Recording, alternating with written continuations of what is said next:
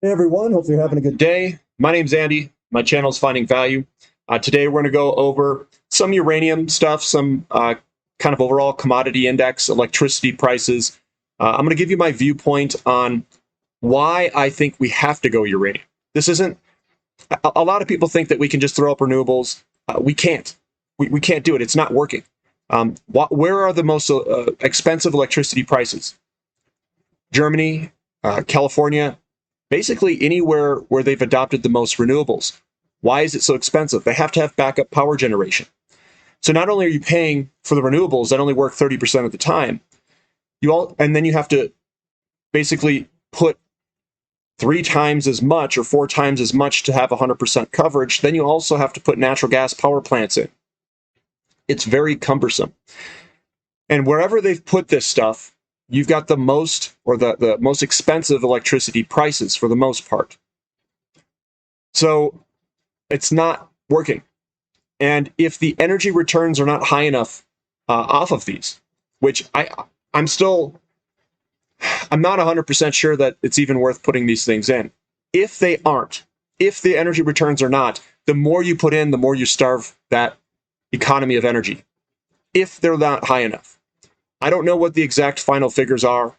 I don't know if anyone really knows. I mean, they can do these studies, but how do you ensure that you're getting a certain return off something that's intermittent or that's intermittent?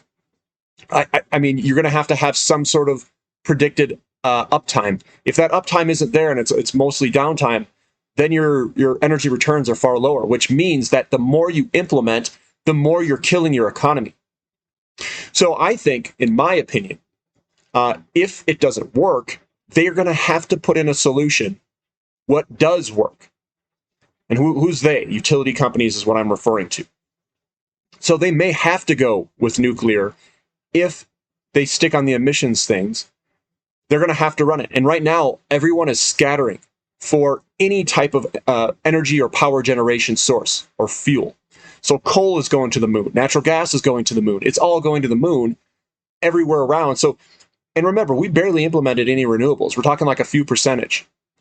You know, the highest spots, maybe it's like 5 or 10% or something like that. And it's blowing everything up. Imagine if we had 50%. What, coal's going to be up 500% in a week? But I'll go through this stuff, give you guys my opinion.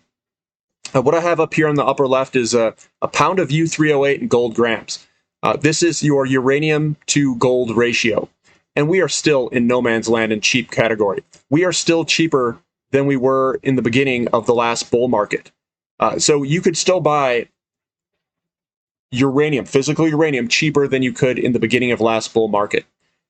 We are nowhere near a top. This does not look like a top to me. And if gold's breaking out of its pattern, I would assume that uranium's going to break out of its pattern, and then it has to outperform gold for this to go back to this type of scenario. And almost every single time we've had a uranium bull market, it's coincided with a bull market in commodities and also in precious metals.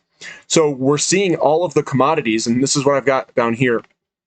Well, actually, this is what I've got down here, the commodity pricing, and you can see commodities are just ripping it. Coal's up 13% in a day. What is this, crypto trading now? We've got heating oil, gasoline, crude oil, Brent, natural gas. These are massive numbers, and they're going up across the entire board. Copper's up 2.6, silver, gold. Everything is participating for the most part, and lumber's up at 1,452. That's ridiculous. It's awesome. Awesome if you're a commodity investor. Absolutely horrible for everyone else. So what makes you think uranium's not going to follow suit? It's just lagged. It's just lagged. So we got to buy the laggards because these are already taken off. You should be invested and have positions in these, but uranium's coming. And look, we've got a pattern that's breaking to the upside for uranium. We could have a return move. I'm buying that return move, and then we're up and off to the races. Here's the commodity. This is the Thomson Reuters Commodity CRB Index. Look at this thing go higher. It is breaking right through its pattern. This is a hot sword through butter, guys. Just right through. Money's rotating. It's coming. Will this go up like this forever? I doubt it. We'll probably have a pullback at some point. I'm not saying that we're just going to go straight higher, but I can tell you money's coming in. It's flooding in. We've got a flood, guys. This is the North Shore Global Uranium Mining ETF, URNM. And what I look for is we've been coming down. This is a kind of an accumulation period. We've got a nice, good bullish engulfing, which means we're going to head higher. We headed higher. We had that news that dropped it down. But what I look at is this wick at the bottom there. This wick is buyers coming in and buying it up. We opened at the bottom of this price here, traded down, and then we got bought all the way back up. The momentum's coming to the upside. So uranium's still looking really good. I like it there. I like it here, I should say. It says here, Kevin Bambaro, he's kind of big on Twitter for uranium. He says, I'll try to explain why the physical prices is finally ready to explode higher. No pun intended. It has to do with how the physical price has handled the correction and how the ETFs are now positioned. And then Uranium Corgi, he always says some pretty funny stuff. It says, even more bullish than Imperial Star Destroyer pattern, the Black Mamba formation, and he's kind of joking. And then it's got the teeth coming down. I think that's funny, but the reason I'm bullish is you got this nice, easy pattern here that's broken to the upside. Could we pull back? Yeah, we could a little bit. I don't know how big this pullback will be, if we're going to get much of anything at all, but we've broken the pattern, guys. It's game on, in my opinion. We've got daily price of the EPEX spot market of Germany. This is electricity prices. This is your basically dollars per megawatt hour, pounds per megawatt hour, German whatever it's measured in. And you can just see this thing going higher, moving on higher throughout. And this is 2021. It's way higher in 2022. So it's continuing from a left to right perspective. Now, looking at it now, this is more recent data.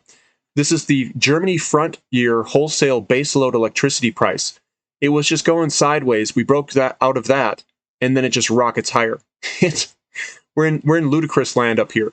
Yeah, that solar and wind has done great things, and they're going to get pinched from natural gas now. They're going to get absolutely slaughtered. They're going to have to bring their nuclear plants. They're going to have to keep them online. I guarantee it. I mean, this is a disaster going on for Germany. Absolute disaster. Moving down here, we've got the average retail price of electricity annual. I think this one, you can see it really cheap, just moving on up. This is California. California also has put in place the most amount of renewable, and their electricity prices have been increasing the most. And here it says the bundle service customers' average rate impacts. Residential. The proposed average rates as of January 2021, 20 cents. So we have doubled since 2015 almost, well, doubled since 2007, electricity prices in California. This is Southern California. 20.7 cents per kilowatt hour. 14.4% increase over 2 years.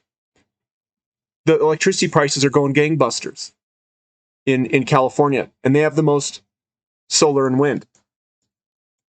Natural gas prices just rocketing higher, straight higher. Natural gas EU Dutch. And then look at coal prices. Recently, coal prices are going to the moon. Why are coal prices? Why are natural gas prices? Why is everything going vertical? I think it's because we don't have enough energy in the world. We don't have enough energy. Energy is what makes everything turn in the ability to do work. And we're putting in solutions that I don't think are viable. They don't work. So I think the largest opportunity, I mean, obviously it's energy just in general, but uranium, it is still down. That's why I'm showing it. It's still down. We've recently broken out of its price pattern for physical uranium. The mining companies look good. The momentum's to the upside. Yeah, we had a news down day. I'm using that as a buying opportunity. So I think the setup here is absolutely excellent for energy. I think energy is the root of this problem.